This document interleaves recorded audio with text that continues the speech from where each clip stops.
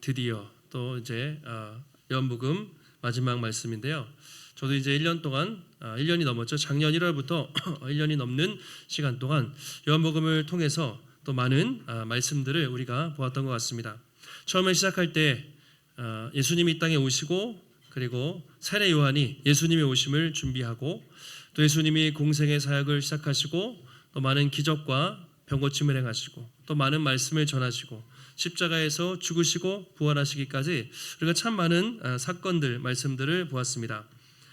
이제 이건 예수님의 제자 요한이 지었기 때문에 마태, 마가, 누가복음과 좀 달리 예수님 곁에서 가장 함께했던 제자가 가장 곁에서 예수님이 누구신지 우리가 잘 알게 되고 또 예수님이 우리를 얼마나 사랑하셨는지 요한복음을 통해서 우리가 잘 알게 됩니다. 어제도 이제 사랑방 모임을 저희가 토요일 저녁마다 하는데 이제 마지막이니까 이렇게 나눠보면 요한복음을 다 잘 이미 많이 들으셨고 아셨지만 다시 우리가 처음부터 끝까지 이렇게 들으면서 다시 새롭게 깨닫는 것들이 많이 있었다 그렇게 이야기를 했습니다. 강해 설교는 장점은 그거예요. 계속 이렇게 연속적으로 말씀을 들으면서 좋은데 또 한편으로는 다른 말씀도 듣고 싶은데 이렇게 반복되는 부분이 있었을지도 모르겠습니다.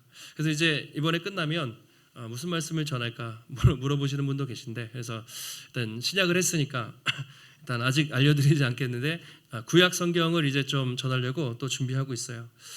오늘 앞서 부활하신 주님이 갈릴리에서 물고기를 잡는 그런 어부들을 찾아오셔서 만나시고 아침 식사하시고 가장 중요한 질문, 네가 나를 이 사람들보다 사랑하느냐?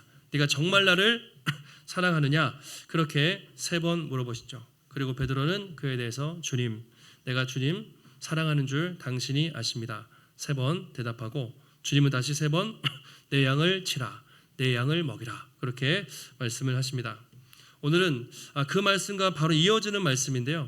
내 양을 치라 그렇게 말씀하시고 앞으로 나를 따르라 그렇게 말씀하시죠. 나를 따라오라.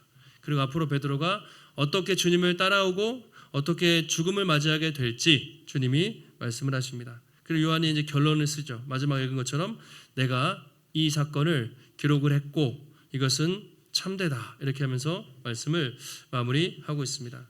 오늘 말씀을 통해서 우리도 예수님께 부르심을 받은 주님의 제자 또 주님의 사랑받는 성도로서 어떻게 이 제자의 길, 주님이 원하시는 성도의 길, 제자의 길을 우리가 끝까지 걸어갈 수 있을 것인가 한번 살펴보도록 하겠습니다. 내 양을 치라 그리고 나를 따르라 말씀하신 다음에 이렇게 말씀하시죠.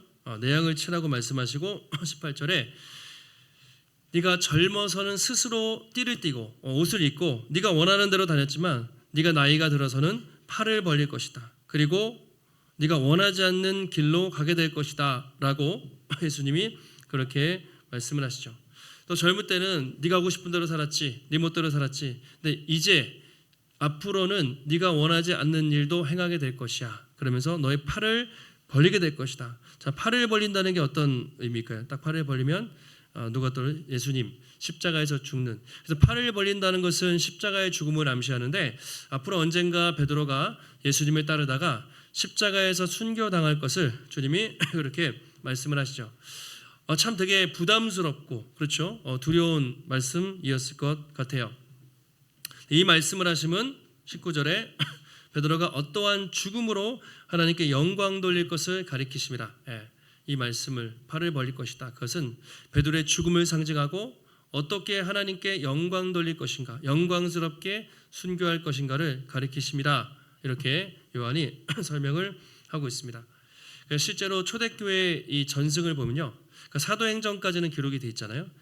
베드로가 성령 충만 받고 여러 군데 다니면서 복음 전하고 설교하고 많은 사람들이 회심하고 로마에 가요.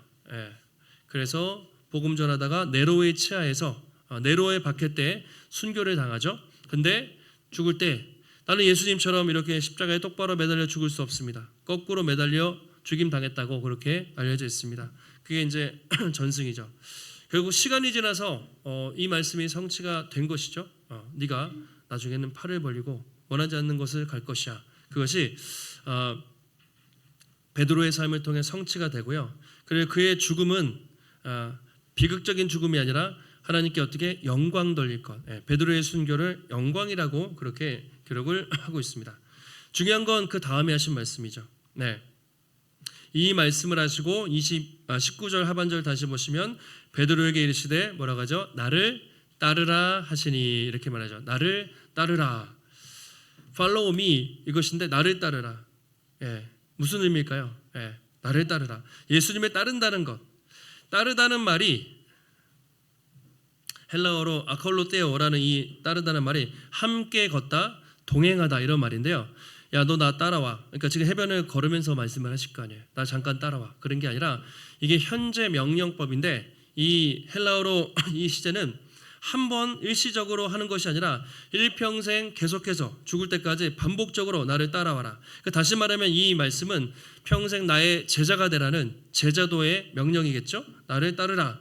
앞으로 너는 평생 나를 따라서 살아가는 나의 제자가 되라. 이 제자도의 말씀을 주님이 하시죠. 이 말씀을 언제 하셨습니까? 요한복음 1장에서 베드로를 처음 만났을 때 또 하셨던 말씀이에요. 물고기 한 점 잡고 있을 때 뭐라죠? 나를 따르라. 너를 사람 낚는 어부가 되게 하리라. 그때 말씀하셨어요. 그때부터 베드로가 예수님을 따랐는데 지금 마지막으로 또 다시 말씀을 주십니다. 근데 차이가 있어요. 처음에 예수님이 3년 전에 따를 때는 무슨 말인지 몰랐던 거예요. 따르긴 따랐는데 야, 저분이 멋져 보이고 저분 따르면 내가 뭔가 출세할 것 같고 성공할 것 같아서 따랐어요. 세상에서 성공할 것 같아서 그런 목적으로 따랐어요. 그런데 이제는 다르죠. 나를 따르라. 상당히 무겁게 받아들여졌을 것 같아요. 이 따르라는 말은 무엇입니까? 십자가를 지라. 나를 따라 죽으라. 이 말씀이거든요. 그러니까 3년 전에는 뭣도 모르고 열심히 따랐겠지만 그래서 열심히 따라갔지만 실패했잖아요. 다시 마지막에 따르라는 이 말씀은 십자가를 지고 나를 따르라는 무거운 말씀이었겠죠. 그런데 베드로는 결국 끝까지 순종을 하죠. 그래서 수많은 박해와 공격 속에서도 위축되지 않고 복음을 전하다가 그렇게 나중에 순교하는 그 사명을 결국은 감당하게 되죠. 그래서 오늘은 우리는 이 베드로의 부르심을 통해서 예수님의 제자, 사명자로 산다는 것이 어떤 의미인가 한번 생각하게 됩니다. 제자로 산다는 게 나를 따르라 그랬을 때 그렇게 좋기만 하고 또 낭만적이고 아름답고 그렇지만은 않다는 것이죠. 물론 좋고 감사한 일도 있지만 항상 그렇지만은 않아요. 베드로의 일생을 볼 때 우리나라가 교회가 상당히 부흥하고 좋지만 잘못된 것 중에 하나가 이제 번영신학이라고 들어보셨을 거예요. 번영신학. 예수를 믿는데 복을 받아요. 삼박자. 그래서 이 땅에서 건강의 축복을 받고 물질의 축복을 받고 세상에서 성공한다는 그런 메시지가 한국교회에 엄청 많았잖아요. 그래서 교회가 성장을 했지만 사실 기복신앙이 한국교회에 되게 많이 들어와 있죠. 그런데 예수님은 그렇게 말씀하신 적이 없잖아요. 오늘도 십자가의 길을 가라. 예수님을 따라간다는 건 물론 영생의 길이고 또 기쁜 일도 있지만 그런 십자가의 길, 어려운 길, 대가와 헌신이 분명히 있다는 것이죠. 그래서 네가 젊어서는 원하는 대로 살았지만 이제부터는 그렇지 않다. 원하지 않는 삶도 살아야 된다. 네가 원하는 길이 아니라 내가 원하는 길, 주님이 원하시는 길을 걸어가는 것이 바로 제자의 삶이라고 말씀을 하고 계십니다. 그래서 우리가 주님 따른다는 건요, 한마디로 주도권을 내어드리는 거예요. 주인, 누가 주인인가? 우리는 평생 예수 믿으면서도 사실 그 싸움을 할 때가 많습니다. 주도권 싸움. 내가 주도권을 질 것인가? 주님께 주도권을 온전히 맡겨드릴 것인가? 예수 믿는다고 우리가 100% 여러분 다 주님께 믿는 그 순간부터 맡겨드리나요? 안 되잖아요. 계속 맡겨드리지만 또 내가 주도권을 갖고 살고 또 다시 맡겨드리고 그런 싸움을 많이 합니다. 운전대를 주님께 맡겨드리는 거죠. 옛날에는 내가 운전하고 주님이 옆에 계시고 내가 주님 원하는 대로 갈 테니까 주님은 옆에서 나를 축복해 주세요. 근데 이것이 아니라 주님이 운전대를 잡으시고 저는 주님이 가시는 길 어디든지 따라가겠습니다. 순종하겠습니다. 이것이 주님께 주도권을 내어드리는 삶이죠. 그래서 오늘은 나를 따르라 이렇게만 짧게 말씀하시지만 마태, 마가, 누가복음에서는 좀 더 길게 기록해요. 누구든지 나를 따라 오려거든 반드시 필요한 게 있죠. 두 가지 조건. 자기를 부인하고 자기의 십자가를 지고 나를 따를 것이니라 그렇게 말씀하셨죠. 그러니까 나를 따르라는 건 그냥 소풍 가듯이 편하게 따르는 것은 아니고 반드시 자기 부인이 있어야 돼요. 자기를 죽이는 주도권을 주님께 맡겨드리는, 그리고 자기의 십자가, 어떤 대가를 지불하면서 우리가 따라가야 하는 것이죠. 근데 그게 어려운 거예요. 잘 안 될 때가 많습니다. 그래서 계속 주님께 주도권을 드렸다가도 다시 내가 뺏기도 하고 늘 밀당을 하면서 우리가 그렇게 주도권 싸움을 해요. 또 순종을 한다고 하면서도 조건을 달아요. 하나님 이 정도 해주시면 뭐 제가 이렇게 하겠습니다. 하나님 이 기도에 응답해 주시면 제가 열심히 하겠습니다. 뭐 그런, 계속 제가 여기까지는 하겠지만 여기는 제가 안 되겠습니다. 뭐 그런 자꾸 나름대로의 선을 가지고 주님과 흥정하고 거래하고 또 그렇게 할 때가 사실 저와 여러분에게도 있는 것이죠. 주님은 베드로에게, 그리고 우리에게 말씀하세요. 너희가 나를 사랑한다면, 정말 나를 사랑한다면 인생의 모든 주도권을 맡기고 내가 어디로 가든지, 내가 어느 곳으로 인도하든지 나를 믿고 신뢰하고 따라와라. 내 인생의 주도권을 나에게 맡기라. 주님이 그렇게 말씀을 하십니다. 자, 그렇게 말씀하실 때 베드로가 어떻게 대답했나요? 베드로가 네, 주님 열심히 따르겠습니다. 그러지 않았죠. 보면 예수님하고 베드로가 대화를 하는데 사도 요한이 옆에 이렇게 따라왔던 것 같아요. 그래서 어떻게 되죠? 주님, 이 사람은 어떻게 되나요? 라고 그렇게 요한을 물어봐요. 베드로는 역시 우리를 실망시키잖아요. 마지막까지 좀 쓸데없는, 오지랖이 넓잖아. 그래서 요한은 어떻게 됩니까? 라고 물어보는데 어떤 의도였을까요? 요한은 어떻게 됩니까? 자기는 순교한다고 십자가를 지고 죽을 수도 있다고 말을 들었던 거예요. 요한은 어떻게 되나요? 평소에 베드로와 요한의 관계를 보면 베드로는 자타가 공인하는 수제자, 요한은 예수님의 가장 사랑받는 애제자, 이렇게 불렸잖아요. 별명이. 그러니까 좀 라이벌 의식이 있었는지도 모르겠어요. 그래서 주님, 이 요한은, 얘는 어떻게 됩니까? 이 친구는 어떻게 되나요? 라고 물어봤을지도 모르고 자기도 이렇게 참 고난을 당한다고 하는데 이 요한의 앞날이 걱정돼서 물어봤을지도 모르죠. 그 정확한 이유는 모르지만 어쨌든 베드로 마음속에는 자신보다 이 주변 사람들에 대한 의식, 비교하는 마음이 항상 좀 많이 있었던 것 같아요. 그때 주님이 이렇게 말씀하시죠. 22절에 같이 한번 22절 읽어 보시겠습니다. 예수께서 이르시되 내가 올 때까지 그를 머물게 하고자 할지라도 내게 무슨 상관이냐, 너는 나를 따르라 하시더라. 이게 앞에가 내가 올 때까지, 내가 재림할 때까지 요한이 죽지 않고 살아있다고 해도 그게 너하고 무슨 상관이냐, 이런 말이거든요. 그래서 이 말 때문에 초대교회에 오해가 있었다고 합니다. 요한은 예수님 재림할 때까지 죽지 않고 오랫동안 살 거야라는 소문이 좀 이게 퍼져 있었던 거예요. 그래서 뒤에 이제 23절에 요한이 해설을 붙이는데 그게 아니라 요한이 얼마큼 오래 살게, 그게 중요한 게 아니라 요한 신경 쓰지 말고 너는 너 일을 잘하라, 그런 의도로 말씀하셨다라고 이제 기록을 하고 있습니다. 너나 잘해라. 그러면서 너는 나를 따르라. 아까도 말씀하셨잖아요. 너는 나를 따르라. 여기서도 나를 따르라. 한 번 더 말씀하세요. 요한은 요한이 갈 길이 있고 너는 네가 갈 길이 있는 거야. 신경 쓰지 말고 네가 해야 할 일을 잘하기를 바란다라고 그렇게 말씀을 하시죠. 그리고 두 사람은 예수님의 제자의 길을 가지만 각자 다른 삶을 살아요. 베드로는 어떻습니까? 이렇게 열심히 복음 전하는, 여기저기 다니면서 외향적이고 활동적이니까 다니면서 복음 전하고 수많은 사람들이 회심하는 그런 일들을 경험하게 되죠. 그리고 요한은 꼼꼼하고 되게 신중한 성격이라 했죠. 성경을 기록하면서 그렇게 또 사역을 감당합니다. 그래서 요한이 요한복음을 썼기 때문에 우리가 복음서를 알고 요한 1서, 2서, 3서, 요한 계시록까지 하나님이 베드로는 베드로에게, 요한은 요한에게 각자의 사명을 통해서 그렇게 역사하신 것을 볼 수가 있습니다. 그래서 우리도 신앙생활하면서 베드로 같은 기질, 그런 의식, 그러니까 비교하는 마음, 나만 잘하면 되는데 꼭 옆 사람을 생각하고 비교하게 되고 그런 마음이 사람의 마음 속에는 다 있잖아요. 여러분은 가장 뭘 비교를 하세요? 가장 이렇게 보통 자식들, 자녀들. 제 옆에 저 집에 쟤는 그렇게 말도 잘 듣고 공부도 잘하고 모범생인데 왜 우리 애는 이럴까? 또 남편, 아내. 저 남의 남편 아내는 다 좋아 보여요. 그런데 왜 내 남편은 이럴까? 내 아내는 이럴까? 살아보면 다 똑같은데 되게 부러워하고 비교하는 마음이 생겨요. 왜 저 사람 인생은 잘 풀리는 것 같은데 내 인생은 이렇게 꼬인 것 같지? 왜 하나님이 교회에서도 저 사람은 축복해 주시는 것 같고 기도 응답이 잘 되는 것 같은데 왜 나는 안 되는 것 같고 이 모양 이 꼴일까? 그런 생각들이 우리 안에 들 때가 있습니다. 목사님들도 만나면 사실 그래요. 다 다양한 상황이기 때문에 어떤 분은 이런 문제, 어떤 분은 저런 문제. 왜 우리 교회는 참 이렇게 힘든데 저 교회는 잘 될까? 막 부흥성장하면 그 목사님의 마음은 어떨까요?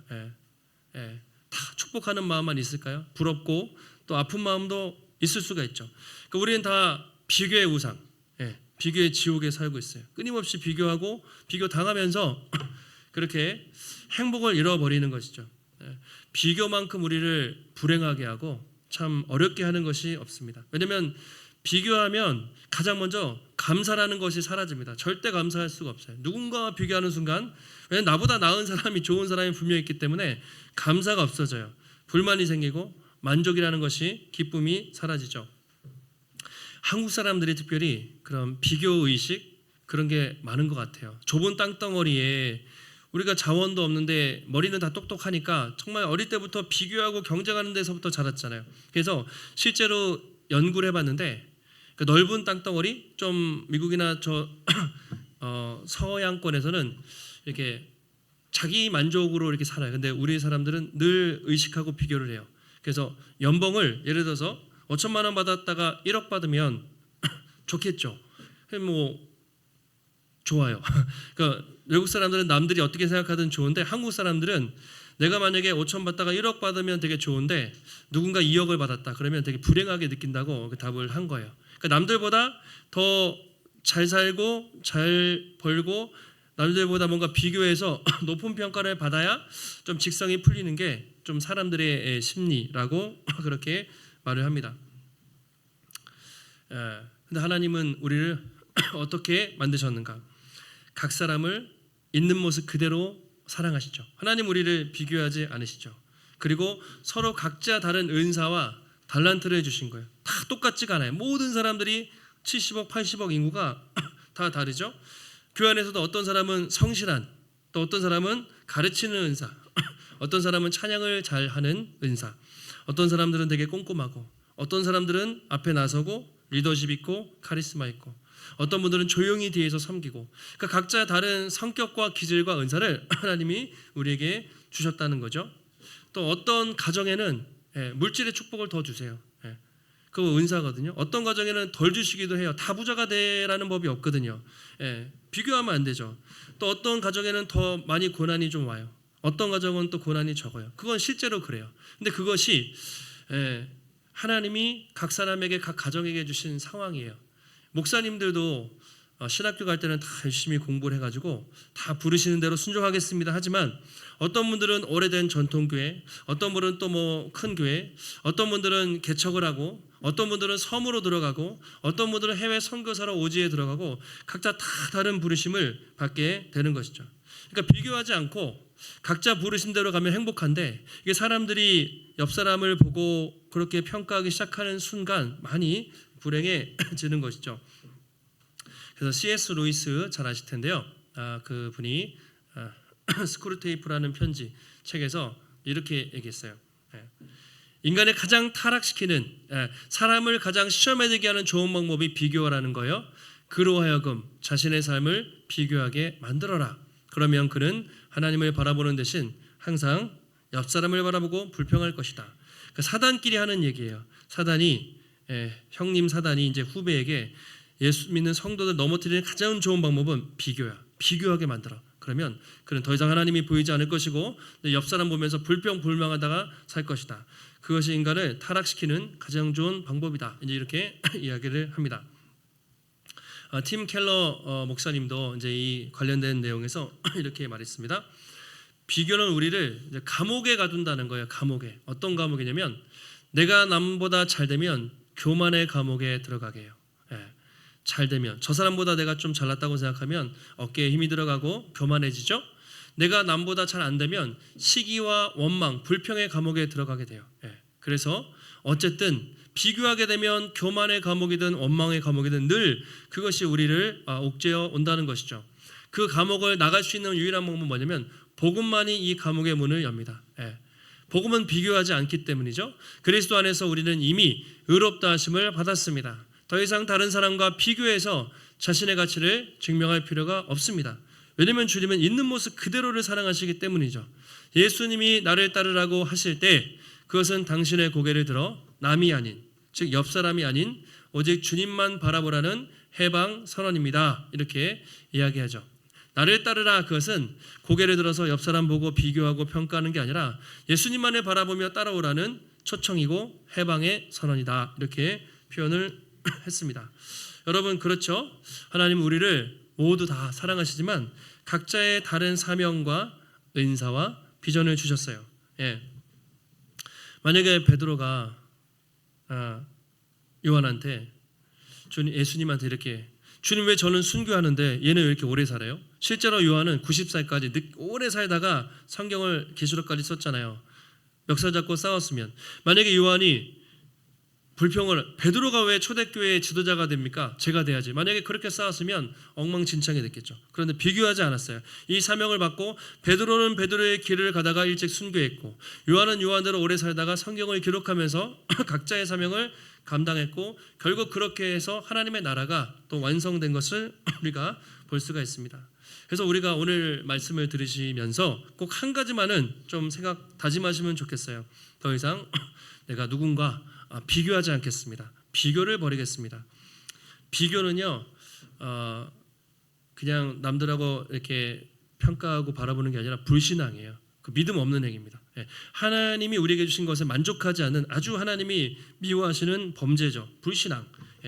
나의 자녀들, 다른 자녀들과 더 이상 비교하지 마시고, 내 남편과 아내, 배우자를 다른 사람과 비교하지 마시고, 나의 외모, 하나님이 주신 나의 외모, 나의 성격, 나의 은사와 나의 달란트, 교회에서 직분, 어떤 분들은 성도님으로, 어떤 분들은 집사님, 권사님으로, 장로님으로 각자 다른, 높고 낮음이 하나도 없는 것이죠. 그냥 모든 것 하나님이 나에게 주신 귀한 선물이구나, 그렇게 알고 우리가 나아갈 때 하나님은 기뻐하시죠. 하나님은 비교하지 않으시고 달라요. 1달란트 남은 사람은 그만큼만 남기면 돼요. 5달란트 주신 분은 5달란트 주님이 요구하실 것이고, 그러니까 나는 왜 이거밖에 안 되지가 아니라 나에게 주신 사명과 비전 가지고 열심히 섬기면 마지막에 정산할 때 주님이 그렇게 인정해 주신다고 말씀을 하십니다. 우리가 달리기 할 때도 그래요. 달리기 할 때 어떻게 해야 되죠? 결승선이 있으면 결승선을 바라보고 결승선만 보고 달리잖아요. 100m든 마라톤이든 수영을 하든. 근데 옆 사람을 바라보고 계속 의식하면서 가는 사람은 자기 페이스를 잃고 승리하기가 어렵죠. 그래서 끝까지 앞만 바라보고 걸어가는 사람이 결국은 승리하고 이긴다는 것을 알 수가 있습니다. 그래서 바울도 이렇게 얘기하죠. 내가 예수 믿기 전에는 아주 세상 자랑하고 이것저것 기웃거리며 살았지만 이제는 표대를 향해 달려간다. 형제들아, 나는 내가 아직 잡은 줄로 여기지 않고 오직 뒤에 있는 것은 잊어버리고 앞에 있는 것을 잡으려고 표대를 향하여 그리스도 예수 안에서 하나님이 위에서 부르신 부르심의 상을 향하여 어떻게 해요? 달려가노라, 그렇게 고백하고 있습니다. 바로 이것이 사명자, 제자의 삶인 것이죠. 뒤에 있는 것은 잊어버리고 더 이상 집착하지 않고, 옆에 있는 사람 더 이상 비교, 평가하지 않고, 오직 주님이 나에게 맡기신 그 사명을 향해서 표대를 향해 달려가는 것, 바로 이것이 제자의 삶이고, 바로 주님이 바로 우리 모두를 그런 제자로 부르신 줄 믿습니다. 마지막 결론입니다. 이제 요한이 이렇게 이야기하죠. 24절에 이 일들을 증언하고 이 일들을 기록한 제자가 이 사람이라. 우리는 그의 증언이 참된 줄 아노라. 25절 같이 한번 읽습니다. 예수께서 행하신 일이 이 외에도 많으니 만일 낱낱이 기록된다면 이 세상이라도 이 기록된 책을 두기에 부족할 줄 아노라. 아멘. 마지막 24절에 이렇게 되죠. 이 일을 증언하고 기록한 제자가 누구라고요? 이 사람. 자기 이름을 밝히진 않아요. 사실 사도 요한이라 내가 요한복음을 썼다 마지막에 자랑할 수도 있는데 이름을 끝까지 밝히지 않아요. 물론 우리는 사도 요한이라는 것을 알죠. 이 일을 증언하고 기록한 사람, 우리는 그의 증언이 참된 줄 아노라. 증언이라는 말이 중요합니다. 증언이라는 말이 2번 나오는데 여기서 요한은 끝까지 자기 이름을 밝히지 않고 예수의 이름을 증언합니다. 증언이라는 말이 증인이라는 말도 있겠지만 여기서 어떤 말이 나왔냐면요, 순교하다, 영어로 martyr, 이렇게 순교하다라는 말이 나왔어요. 그 당시에 예수를 증언하는 것은 순교하는 일만큼 목숨을 걸어야 되는 일이었습니다. 그래서 증언이라는 헬라어에서 순교자라는 영어 단어가 나왔는데 그만큼 요한은 일평생 성경을 기록하고 또 예수님의 부르심에 순종하면서 복음을 증언하는 삶을 살았다. 끝까지 자기 이름을 높이지 않고 예수를 증언하면서 이 성경을 마치고 있습니다. 그래서 요한은 성경을 통해서 예수님을 증언했고 베드로는 설교를 통해서 예수님을 증언했어요. 각자 자기 사명을 통해서 예수님을 증언하는 삶을 살았던 것이죠. 여러분, 우리도 마찬가지이죠. 각자 다른 사명, 비전을 받았지만 결국은 우리의 최종 목표는 예수님을 증언하는 것. 저는 목회자로 강단에서 예수님을 증언합니다. 설교를 통해서, 말씀을 통해서 증언하고, 여러분들은 세상에 부르신 곳에서, 가정에서 아이를 키우면서, 자녀를 키우면서 예수를 증언하는 거예요. 그게 여러분의 부르심이고, 직장에서 생활하고 생업에 종사하고 돈을 벌지만 그 삶을 통해서 그 사람들에게 예수님을 증언하는 것, 세상에서 만나는 사람들에게 결국은 예수를 증언하는 것, 어디 가나 결국은 예수를 증언하는 것. 그래서 바울도 너희가 먹든지 마시든지 무엇을 하든지 다 하나님의 영광을 위해 하라. 먹든지 마시든지 우리의 모든 부르심은 결국 예수를 증언하는 것이고 하나님께 영광 돌리는 삶이라고 그렇게 말하고 있습니다. 마지막으로 이렇게 얘기하죠. 이 외에도 예수님이 행하신 일이 너무 많지만 그래서 낱낱이 기록하려면 이 작은 성경 요한복음 21장이잖아요. 이 두루마리에 기록할 수 없을 정도다. 낱낱이 기록했다면 아마 수천 권이라도 모자랐을 것이라고 요한이 그렇게 말하죠. 그만큼 예수님이 행하신 일이 너무나 많아요.